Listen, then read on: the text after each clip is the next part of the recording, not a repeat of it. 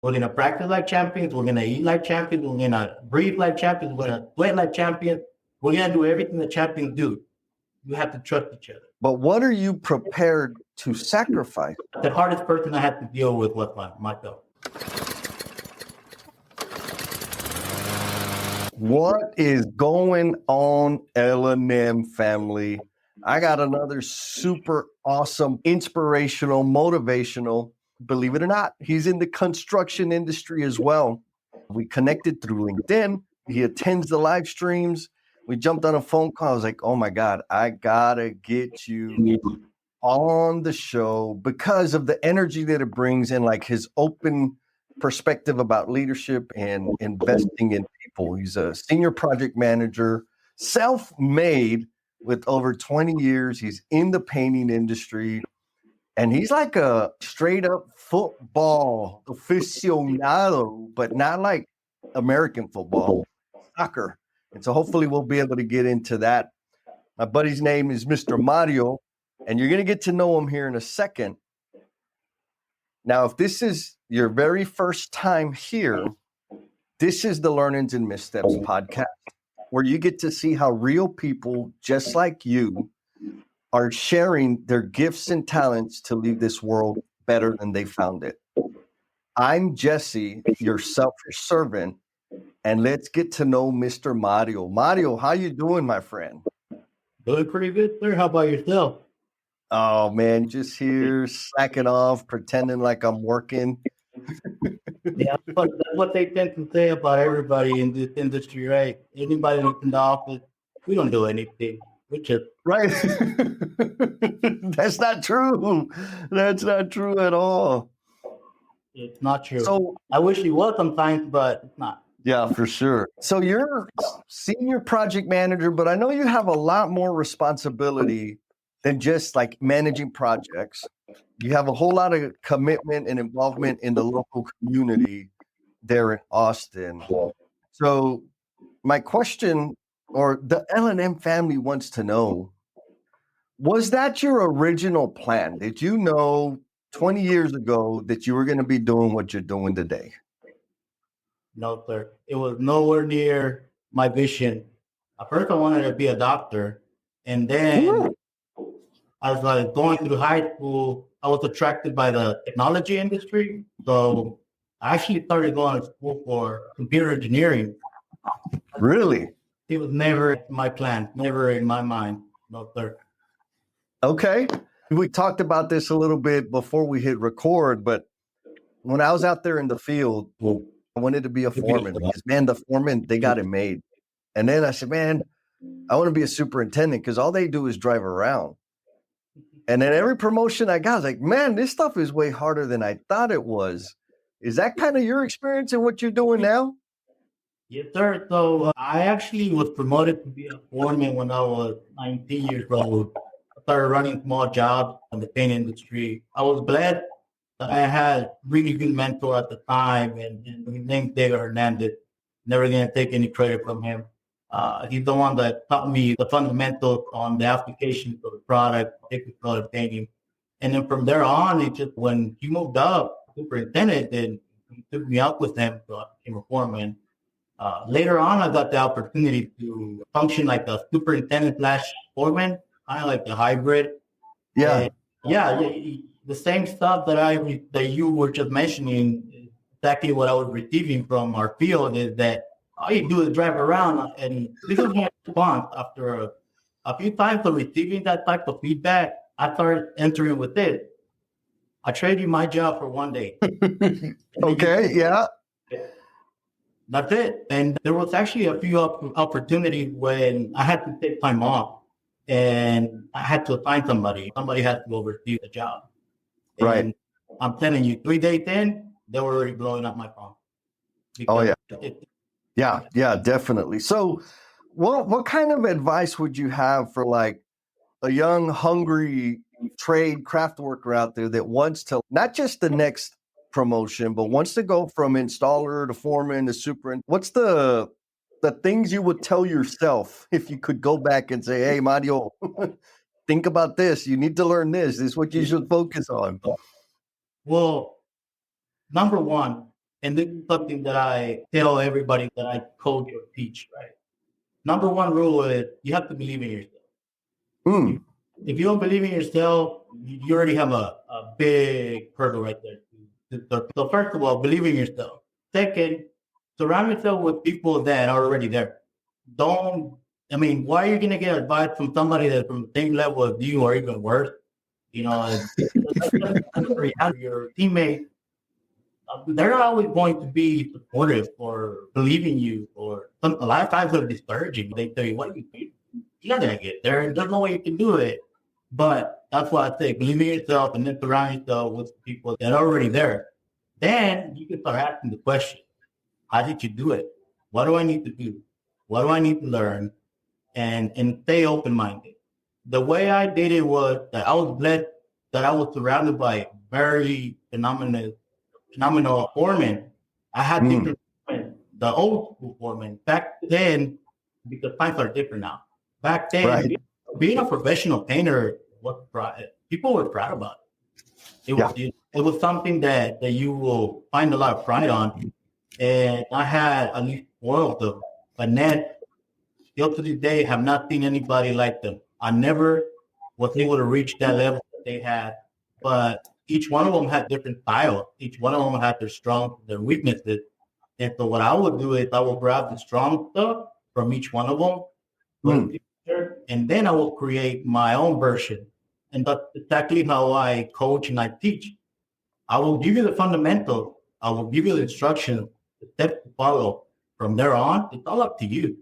You're not going to do everything exactly how I tell you, or exactly how I did it, but you have an idea of what to do. So make it yours. Make it yours, because the only way to succeed is, the best, being your best self. If you're comfortable, like right now, I'm being myself.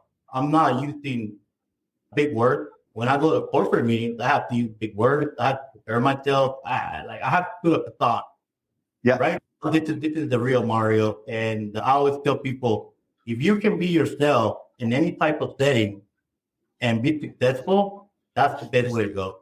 That's the best Mm, way. yeah.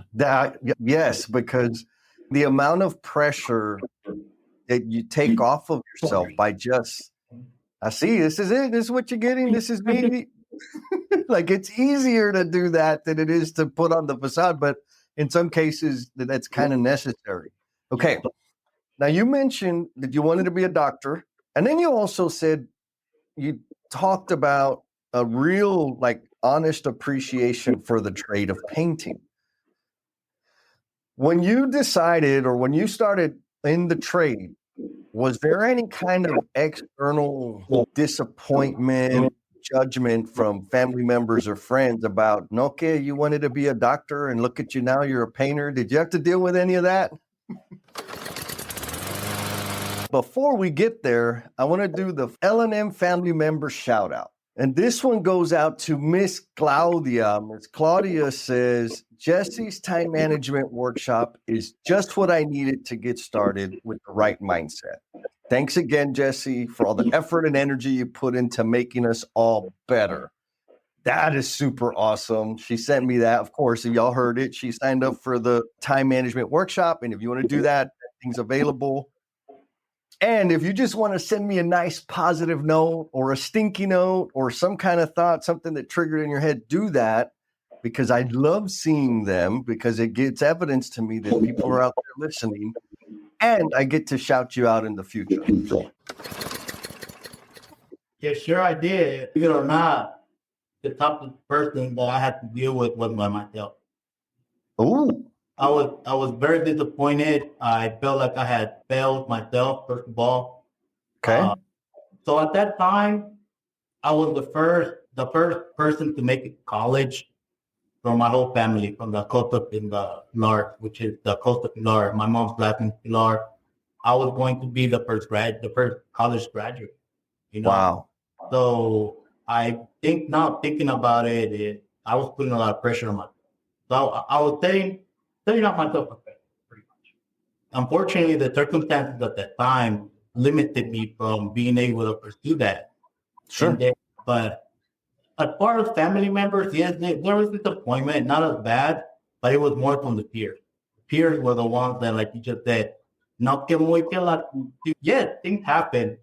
But what I've learned in life is that it's not focused on the failure. Focus on how to surpass it and move on.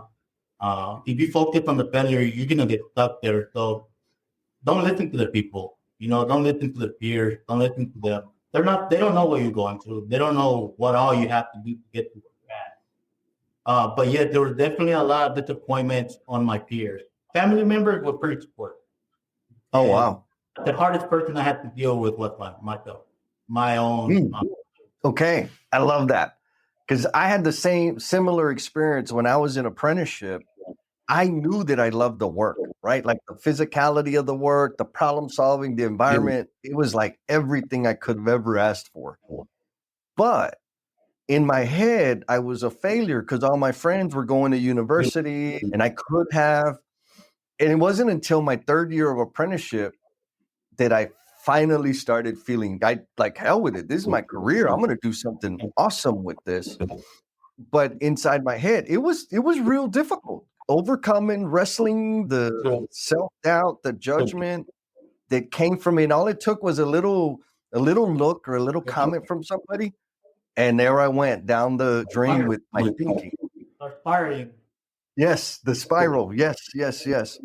So I know that there's, and hopefully it's getting better. It seems like there's a lot more messaging and appreciation for careers in the trades.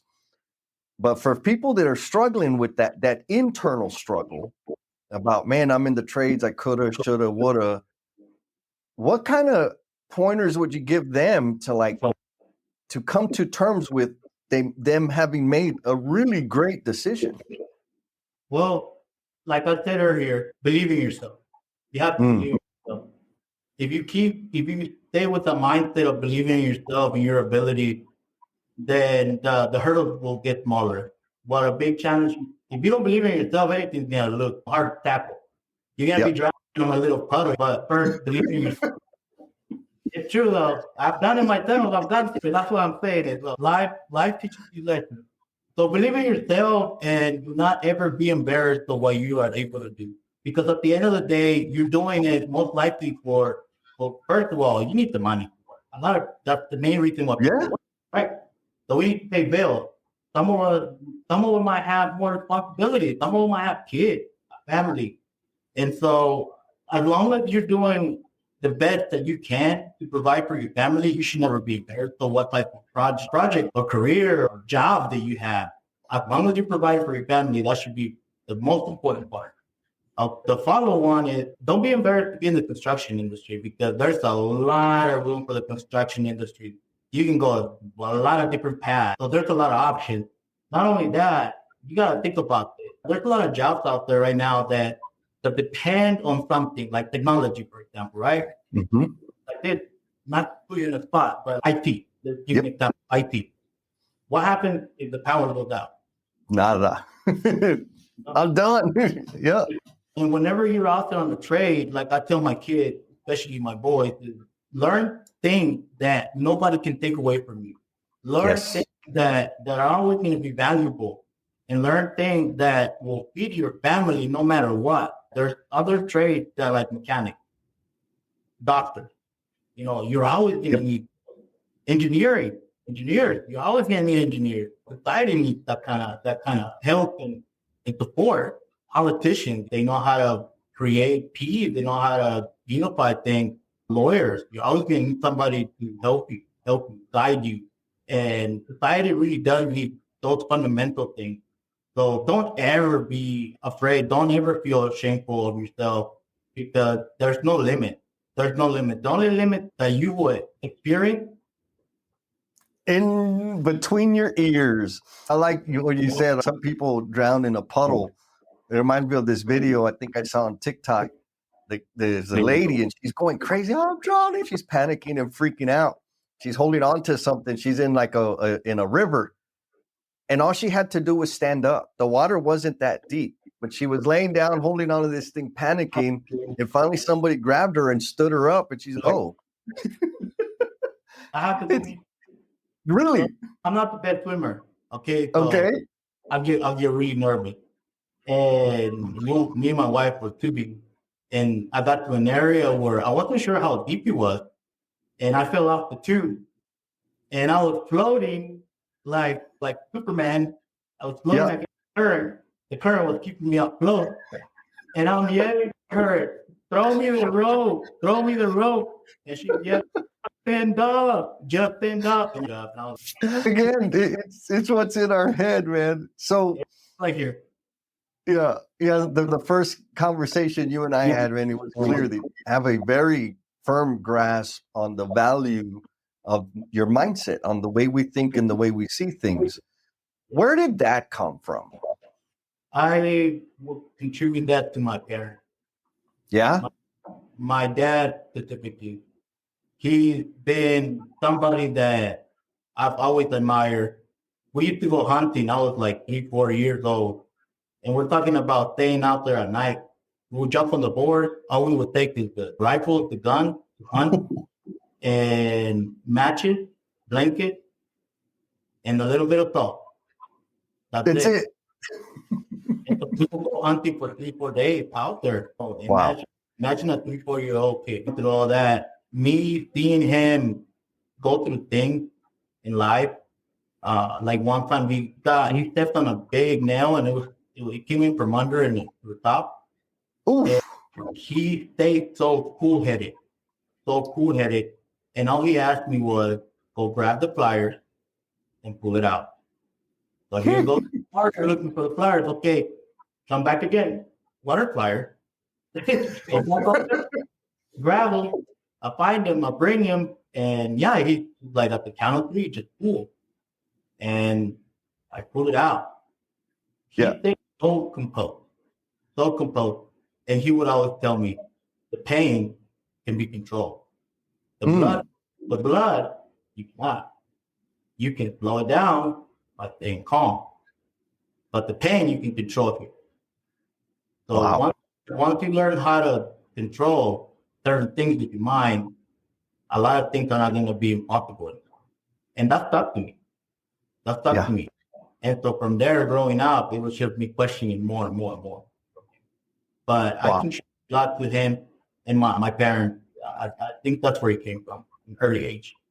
Yeah. Yeah. And you mentioned mentors earlier, but like being able to see somebody do these kind big things shifts your thinking because now you know what's possible. Right now, like for real, somebody that I know, a human being that I can touch and hear their voice, has responded to a situation where a lot of people would have lost their mind and just stayed cool and made it happen. And so it's okay, well, hell, I could do that. And I don't have to step on a nail. Like I could do that to a lot of things. Um, You go head on head with the puddle. Don't drown. yeah, don't drown in the puddle, man. I love it. I love it. All right. So you were in the trades, you got to work with some really great foremen. Now you have a whole lot of responsibility up there in Austin. Yes, sir. What was that path like? What are some of the lessons you learned coming up in the field through the different positions that you apply today in the work that you do now? Teamwork, stay open minded. Those two things, you don't take away. I think the higher you move up, the more you need the team. I learned the hard way that you cannot do any big thing by yourself. Ah, You need a team. So it's the same application. When I was in the field, I was a foreman. I built a team. It took me 4 years to build a team. okay. And we were the type of team that, let's say, they would give me a project and the superintendent would tell me, you're going to need 6 people. I will look at the plan. I will go walk the job. I will come back and I say, just give me one or two. Are you sure? Yeah, you got it. And so we will go in there, we will execute. But it took time to get to that point. Probably like 50 people that came to my job where I was in charge. I think it was like 5 of us total, me and 4 guys. And so teamwork, I realized that when you have a strong team and you can work with the unit, you can trust each other to do what you need to do. and not have to worry about going back and checking their work all the time, I think you can do anything like that. So I've applied that just about everywhere, including soccer. You know, Ah, so it's the same application, different type of coaching, but at the end of the day, it's the same mindset, unity, trust, communication, accountability. You have to plan, uh, but more than anything, it's trust. You have to trust. If you don't mm, trust, you will not be able to grow as a team. And then you start tuning it up more and more as you start looking at chemistry, you start looking at other things, but those are the fundamentals, teamwork and open yeah. mind. So, folks, if you don't know this, Mario's built teams out on the field, in the soccer field, soccer teams, and in business. And so I think what I'm taking is there's some principles that translate across from business to the field. Now, in terms of selecting a team and this trust element, and I don't care, like if you want to use a work story or a soccer story, what's the one way to not do it? Have you ever done it wrong? And if you have, what did that look like? So we can give people the warning, like, don't do it like this. I will say this, and this is, I repeat this a lot. I'm not the type of person that will tell you my way or the highway. Okay. You cannot do that. You can't. Everybody learns different. So that's why I say stay open minded. I Got ran it. into, I ran into foremen and leaders still to this day that are stuck in the my way or the highway. Yep. Not gonna work. All you're going to do is create separation and create chaos if you do that. And there's gonna be no trust. So how can you build a team when there's no trust? You You know? can't. So number one is I. Take the I out of your vocabulary when you're speaking about the team. So it's not about I, it's we. And that's one of the things that they hammer on me here where I'm at. It's we. We. Yeah. It's not co-worker, teammate, you know? Ah, And it was hard at first, but it becomes a habit. Don't expect for people to do things your way or the highway. That's number one.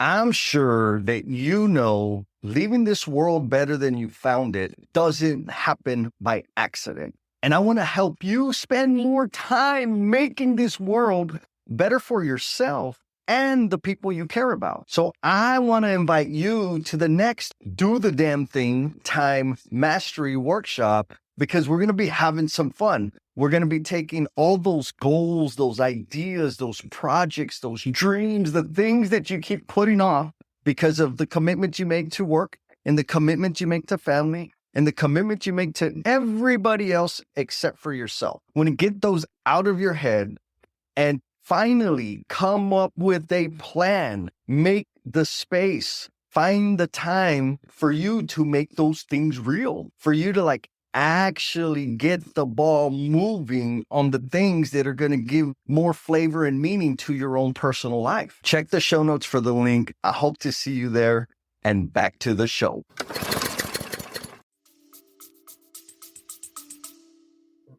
Yeah.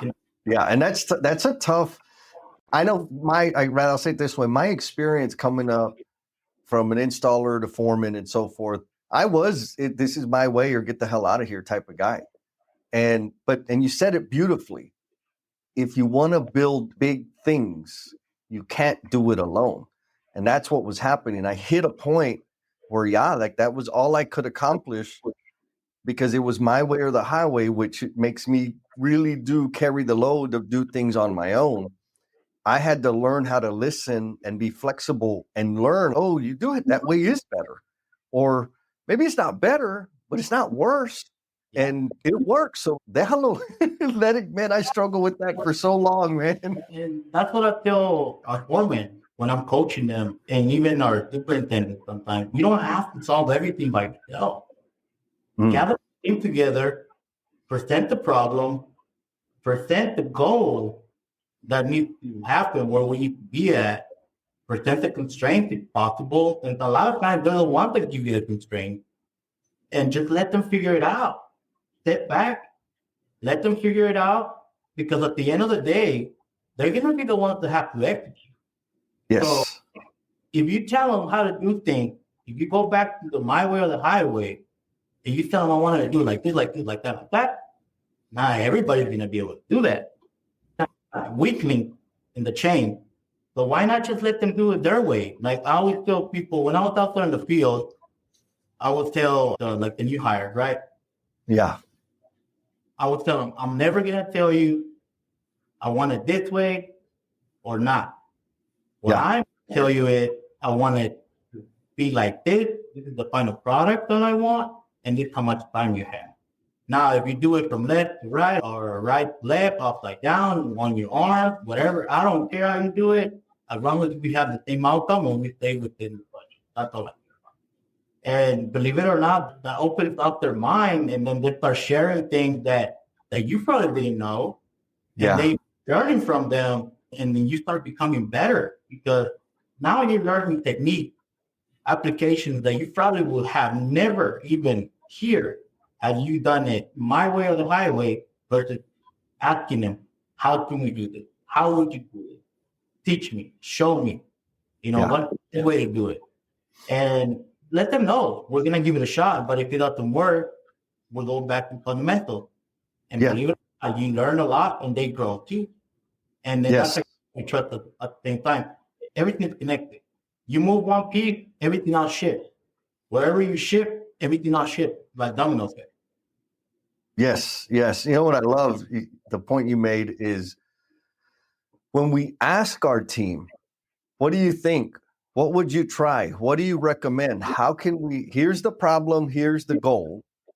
What do you think we should do to get there? That it invites them in to contribute to the idea. It reconnects them to their agency, because you know this out there in the field, there's people that have gone their whole career that have been told what the hell to do, how to do it, when to do it, like blah, blah, blah. And that's not fun. So you get this, you just, whatever, tell me what you want. Tell me why you want me to do it. But it's because of the way, like, it's easy to say, plus they don't think for themselves. Well, no, it's not that. It's because they've had ideas that everybody poo-pooed on. So now they don't have any ideas because they haven't had to use that critical thinking. But engaging the critical thinking, that's the difference. And then, like you said, the trust, right? We're going to try it. If it doesn't work out, we'll go back to fundamentals. Duh, like beautiful. Let's give it a shot. Let's learn from it. And we have a backup plan. Man, solid. So the soccer stuff, what's up with the soccer stuff?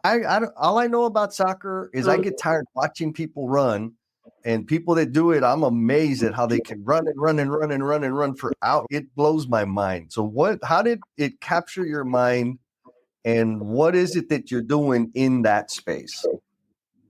Coaching. I love coaching. I love being kid. I love being, at the time, I started coaching when I was a freshman in high school. My guinea pig was my little brother. Okay.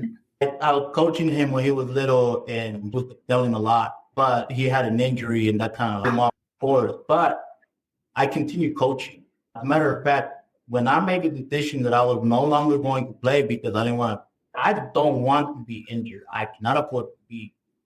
Yeah. And at the time, I'm thinking to myself, if I'm out of work, how am I supposed to feed my family? So I had an injury and I stopped. So I dedicated to coaching. My satisfaction and what I love the most is seeing people be successful in that sport. That sport itself, and I'm sure there's a lot more sports to do this too. But through soccer, you learn how to work as a unit. Soccer, believe it or not, is more than just running around. You might not see it because it's not as obvious unless you're seeing, but there's a lot more than what you can see on TV. There's formation, there's tactics, there's styles, defense styles, offense styles. There's all kinds of variations that you can use. And you have to know how to apply those formations and those tactics depending on the type of player that you have. When you pick up a team, you don't know what you're getting. It's not like you're selecting it. I had a few times where I would get a phone call from a parent, and they will ask me if I could help their kid team prepare for a tournament because their coach is not going to be able to do it, or they have a coach. That's a challenge, and that's a lot of Yeah. pressure. So you have to apply those same things. One, first is get them to work together as a unit. Once they work together as a unit and they trust each other, then you start applying everything else is easier. Those are the hard part. Believe on each other, believe on themselves, trust each other, trust the system, trust everything that's being happening. That's what I always tell them. You have to trust what I'm coaching. If you don't trust what I'm saying, Yeah. nobody's going to grow. The team's not going to grow. If one or two people cannot buy into the program, we're not going to be champions. And from the very first day that I tell them, when I pick up a team for a whole season, from the very first day, I always tell them, we're going to be champions. We're going to practice like champions. We're going to eat like champions. We're going to breathe like champions. We're going to sweat like champions. We're going to do everything the champions do. So we're going to practice like we play, and we're going to play like we practice. But we have to trust each other, and we have to be patient with each other, and we have to help each other. We don't have time to be putting people down. We don't have time for that. So work as a unit. Again, as a unit, as one. What's the goal? One game. And then from there, be on the whatever place you have to be to move on to playoff. And then make it to the championship. And then you win the championship. So set the goal. Let them know what are the steps. Yeah. Because through the season, they know where we're at. And they're constantly asking, what place are we in? What place are we in? And they're watching the group, the stand. Yeah. And they know what they need to do. So there's been times where the situation is we have to win this game no matter what, otherwise we're out. We're out. Our chances are. Do or die.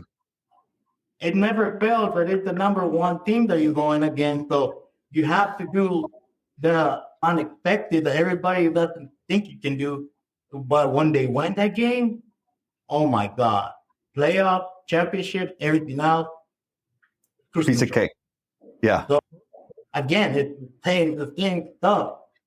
But that's where I got into soccer is because I love building teams. I love seeing the kids face it, receiving the medal, celebrating together. I love the development of the team when I first start working with them, and then when we finish the season.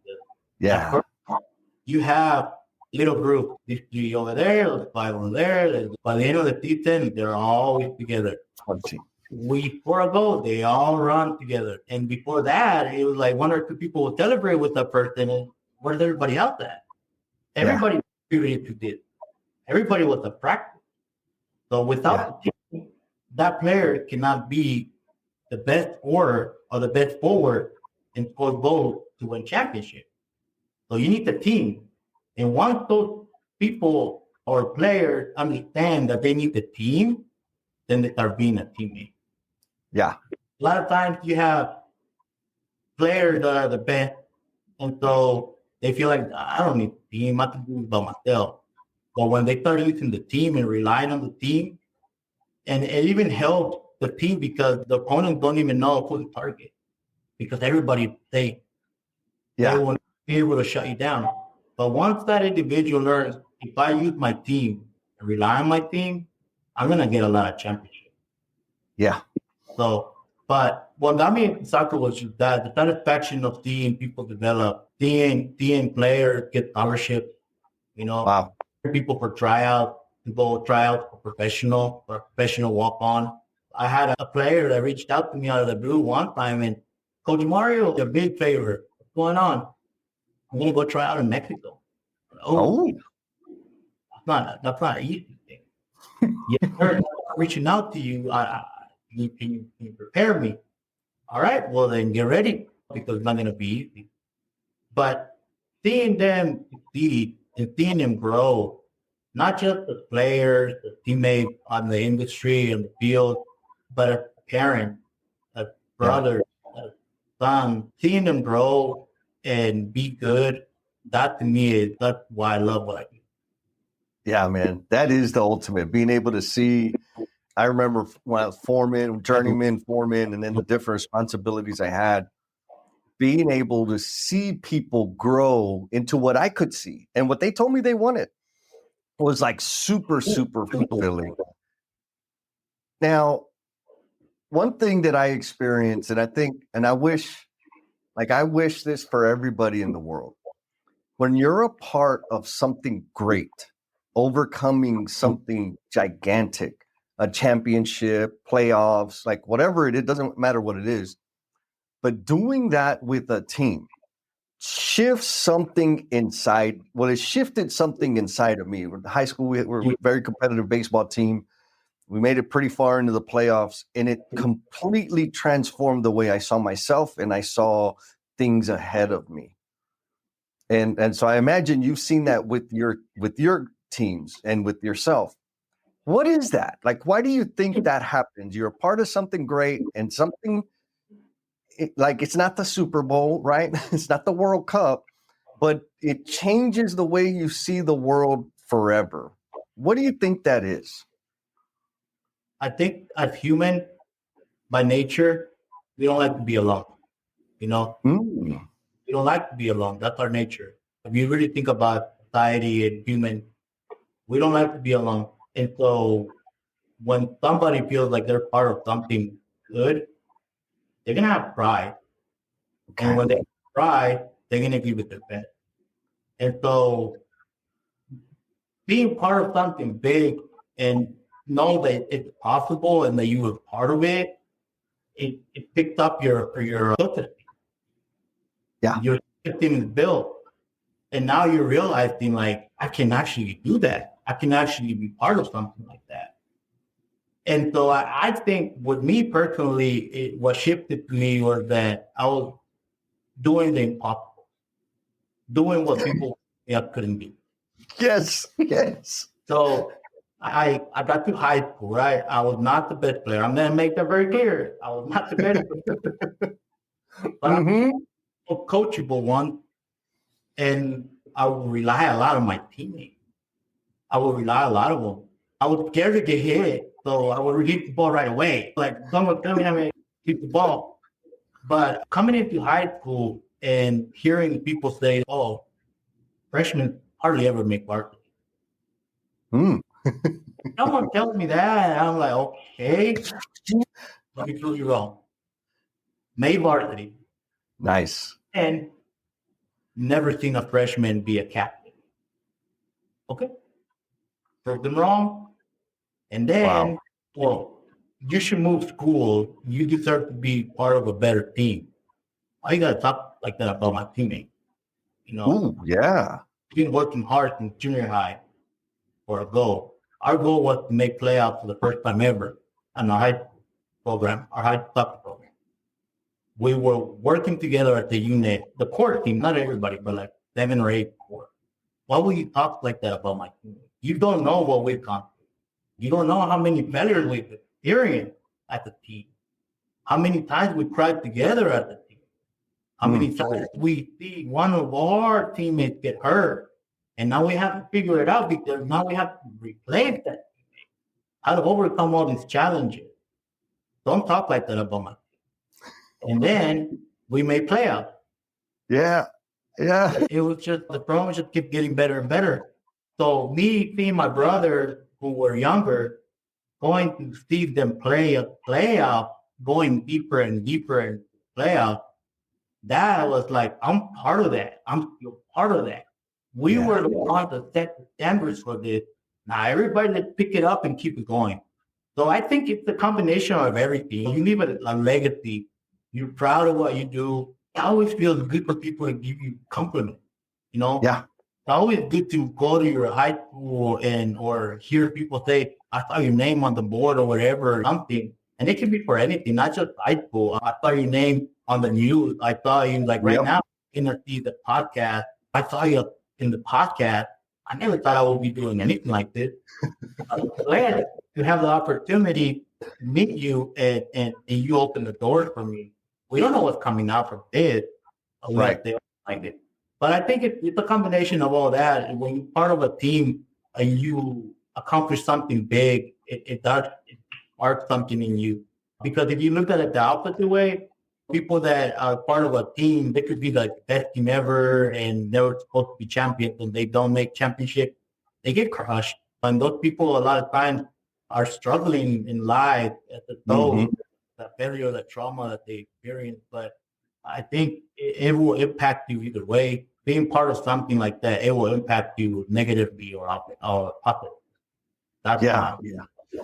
Oh man. So it's clear that you have a deep passion and connection and appreciation for the people that you accomplish things with and build things with. yeah. And it's obvious that that love started with football and you're still at it, right? You're coaching now, but you're also building a team in business with Carco there in Austin. How many times have people said, bro, relax, you're a little too intense? Has that ever happened to you? Every day. Yeah. Every day. As a matter of fact, not that long ago, a few minutes ago, I was asking our teammates here in the office, I was asking them for feedback because we're struggling with some up and coming foremen. And like, I don't blame them off the bat. I don't automatically think that they're the problem. I start analyzing myself. Wait, go back. Maybe I'm doing something wrong. Maybe I need to reach him or approach him a different way. And we were just talking about that, and I was asking them, "Do you guys think I'm hard? Do you guys think I'm a hard person to work with? Do I overload you guys? Am I too strict?" And they were being honest with me. They're like, "Yeah, at first you were, but once we learned that you do have the best intentions for us, and we just trust, Yeah. be okay." But yeah, Yeah. every day. You too intense. Well, let me finish this first before you ask me for something else. And yeah, every day. Yeah, and yeah, it's it's a curse. It's a blessing and a curse. I had one apprentice, David Olguin. David, if you're listening, I always talk about you. When I started working with him, I'm like, he had all the skills, right? Like just he was a first green out of high school. I said, man, this guy's got it. Yeah. I'm gonna make him a champion. So when I was in apprenticeship, we had a annual craft Olympics where you could go travel and compete against other. We were plumbers, so you can compete against other apprentices in the plumbing trade. And I decided this is what you're gonna do. He worked with, and he was. Oh, I took him every job I went to. About 2 years into it, quit. He left the company. Yeah, he went to work for, and it was a great decision for him because he's moved up with the school district. But I was like, David, I had no idea. I've been working with him for 2 or 3 years. What happened, bro? I was like, why are you leaving? He's like, well, part of the reason is, you know, how construction, it's heavy and then sometimes it slows down. This was back in early 2000s. It makes me nervous not knowing that if I'm going to have a job or not in 6 months or 9 months. I'm like, yeah, bro, you're good. You're always going to have work. No, it's just too much pressure. And I'm like, come on, man, that's your reason. He's like, well, no, that's not the only reason. I'm like, okay, tell me. And I'll go to the office. I'll tell him whatever. And he said, well, it's you. And I said, what? He said, Jesse, like having you is like a blessing and a curse. He's like, you have these expectations of me that are just too much for me. Like it's too much pressure. I said, you're freaking kidding me. He's like, no, like you decided that I'm going to win the thing. And I don't even know what the hell that is. Like I just started. That's it. And I learned like, I don't know, Eddie. That's what he was saying. yeah. Yeah. Yeah. And so I've learned to not just the big mistake I made there, and I repeated it multiple times in my career, but the big mistake I made was I had a vision for somebody and I decided we were going down that path, but I never got agreement for them to see if they even cared about that vision. And so now I do it the other way around. Hey, I see some things that I know you can accomplish.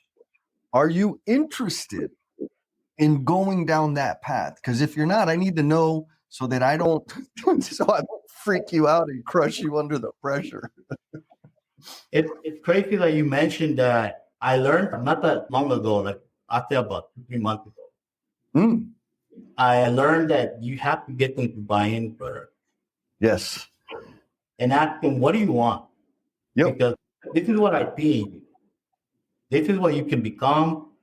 This other route you can go. I can help you get there. You have what it takes. But what do you want? Yeah. A lot of times they just want to please you. So I'm working on that one. I'm working on how to identify a people pleaser versus someone that's actually genuinely wanting to do what you brought them into, what you bring them in. But I started applying the scare tactic. I call it the scare tactic. Ah, okay. So because a lot of times, it's more likely that they approach you asking for help to get to a level or a position than you approach it, right? Yep. But it's more likely for them to, hey, I want to be a foreman, okay? Well, you start working on this and this and that. Once you can master those things, then you come back. The third step. But what I've learned now is now I explain to them what comes with that. Yes. One of the biggest things that I would make sure that they know is that the higher they move up, the lonelier they're going. Dude, say it again. Yes. The higher you move up, the lonelier you're going to be. Mm, Harder it is to find people like you. And so when you connect with someone like, I'm going to be honest with you. The first time I talked with you, the first time I heard your messages, your videos, your podcast, I was like, shoot, like I felt like you were speaking directly to me. You know, challenges that you were talking about, I'm like, that's exactly what I'm going through. I think I told you this a few times, like I've never seen it from that perspective. You know, yeah. it opens my mind. But how we buy them in, explain to them what comes with that package. You're gonna lose people, you're gonna lose friends, you're gonna lose teammates, might even lose superiors that might not want to be working with you no more. Yep. Just don't know. You don't know. But be prepared to lose people. Be prepared to lose friends and stuff. The other one is you're going to be making sacrifices. So you have to prepare your family.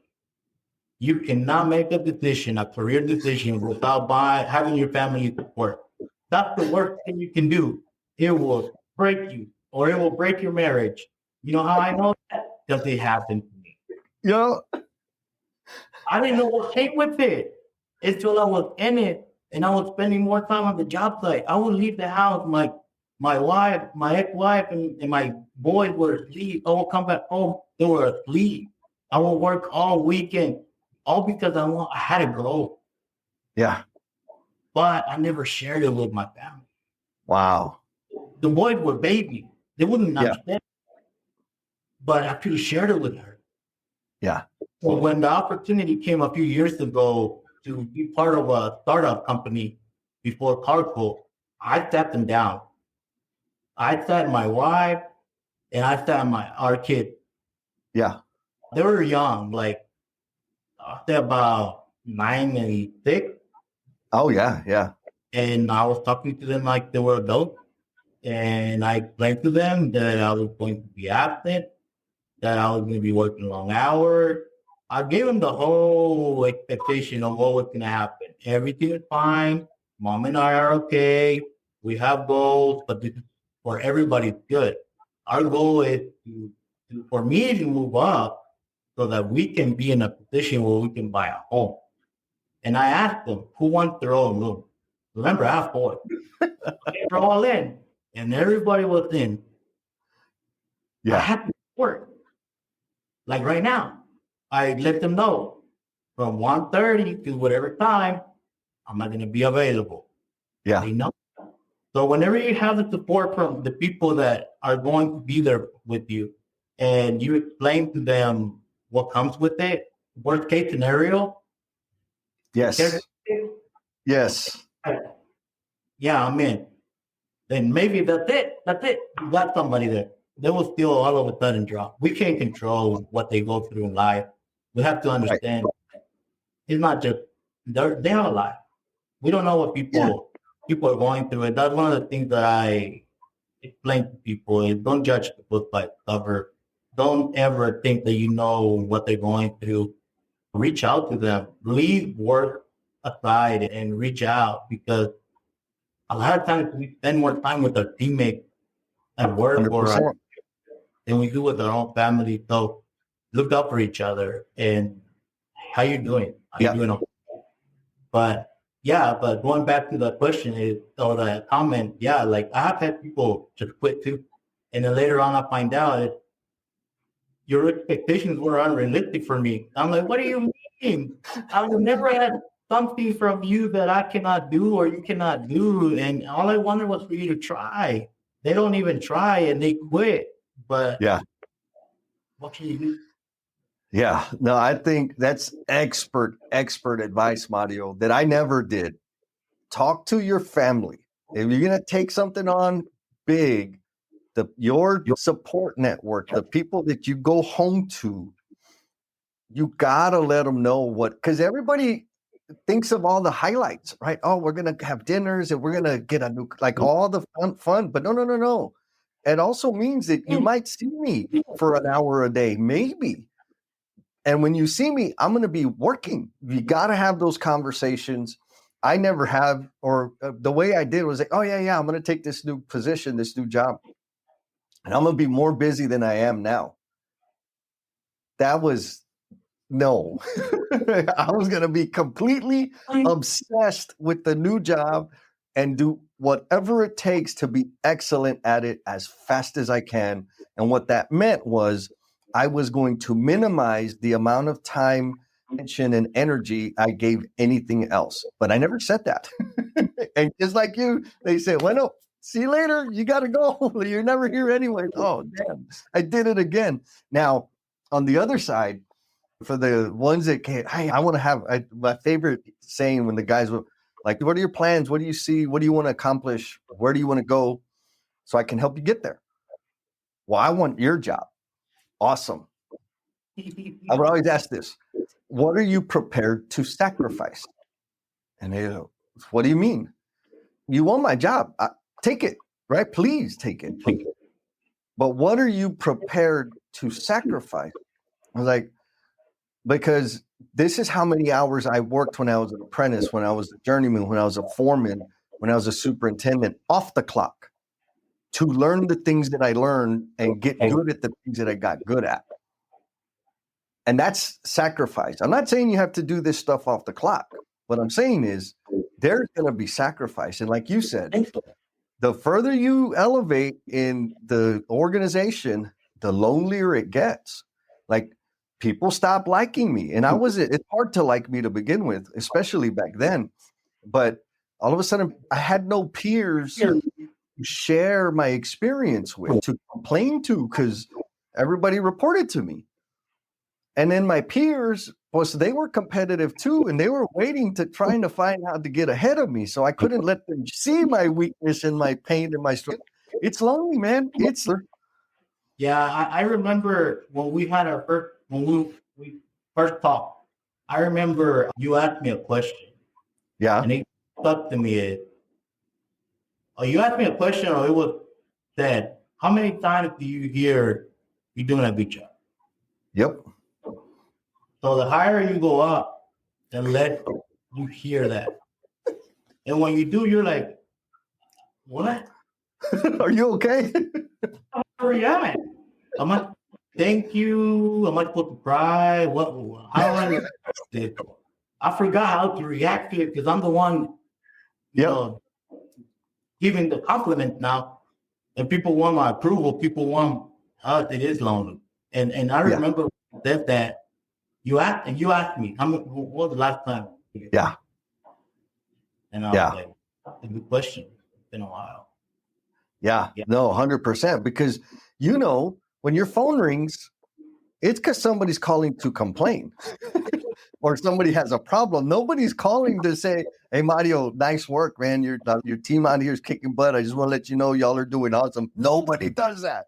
They're calling because they got a problem or because they're pissed off at you, and that's it. So back to the sacrifice, right? The mental toughness becomes more and more critical, and the self-care. Can you take care of yourself? How do you recuperate and rejuvenate so that you can go back again without the thank yous and the attaboys and the good job? It's just do your job. That's what it is. It's difficult. And going back to the support, I think the biggest support I have is my wife. Wow. At the end of the day, that's who I'm going with tonight. That's who I'm going to spend a few hours before I go to bed. And having her support is big because that's really who you can vent on. Yep. And it's a lot easier when you can vent to your spouse, your partner, boyfriend, whatever situation people are. It's a lot easier to be able to talk about problems that you dealt with during the day, and they understand the familiar with what you're saying. Because what I've realized is that there is more likely than not that a lot of times our teammates, our peers, or our mentors, they don't have that. They rely on their buddies or someone else, but you can't always be calling your friend at night. What's better than having your spouse, your partner for life, to be able to vent, be able to talk? And a lot of times, well, I'm not even gonna say a lot of times. I'm gonna be straight up. She holds me accountable. Oh man, yeah. She snapped me out of it when I'm starting to spiral. Oh, I'm gonna quit. That's it. That's it. I'm done. I'm tired. And she'll snap me out of it. I think it helps a lot to have that support. Yeah. I highly advise if you're gonna get into a career, if you're gonna pursue something, do a study of what it takes because a lot of times we don't. And I say we because I did it. I know what comes with the package. Yes. Get your family to buy in, get your support to buy in, and that's a big deal. Yeah. Yeah, man. Powerful, brother. Man, you brought so much wisdom. I'm always amazed by people that are very accomplished in their career, that do more for the community and are in a healthy relationship with another human being, because that's the one thing I have not figured out how to do. The career, community, I'm good. That relationship stuff, not so good, man. I need some more work. It's tough. Yeah. It's tough. Yeah. Now, I do understand the value of having a support network and having people that I can vent to and that I can be, how should we say it? Not weak, but that I can be fragile with and let them know I'm scared, I'm nervous, I'm worried, I feel like I'm failing, like that I can open up to completely. I have a lot of those people in my life. I'm fortunate from that perspective, but like a lot sharing my space with another. I ain't got no Mario. I don't have any people in my house. I ain't got no plants and I ain't got no pets. I ain't got nothing. It's just me. Wow. I respect to you. I don't know how you. Well, Yeah, one of my exes. What does she say? She says, Jesse, you're gonna love this. She said, Jesse, I think you're finally gonna find somebody that you can spend the rest of your life with. And I said, oh man, like I'm thinking it's because I'm more mature now, right? Like I got my stuff together. I said, is that because I'm like more accomplished and more relaxed? She said, no, it's because of all the progress they've made with AI. She said, they're going to be able to program somebody that can put up with all your crap. It was maybe. I give respect to my wife all the time. Trust me, it's not easy. I'm sure it's not easy to have a husband that's really busy and be acting like that. Yes. But that must have hurt. That must. I don't want to ask why would she make that comment. Yeah. No, it was. We give each other a lot of help. The good thing is we were together. We weren't together, and we still get along. But it was. I have an obsessive mind, and so when I get hooked on something, I completely abandon everything else. And it's been a thing that I've done since I was a kid. I don't mean to be ugly about it, but I just don't want to do anything else except for the one thing. And that's not okay. In a relationship, that's not okay to just leave them hanging there with no explanation, no heads up, no timeline. I'm just going to be working on it until I till I master it. What does that mean? How long? It means until I master it. Leave me alone. That's not okay. That's the way I am.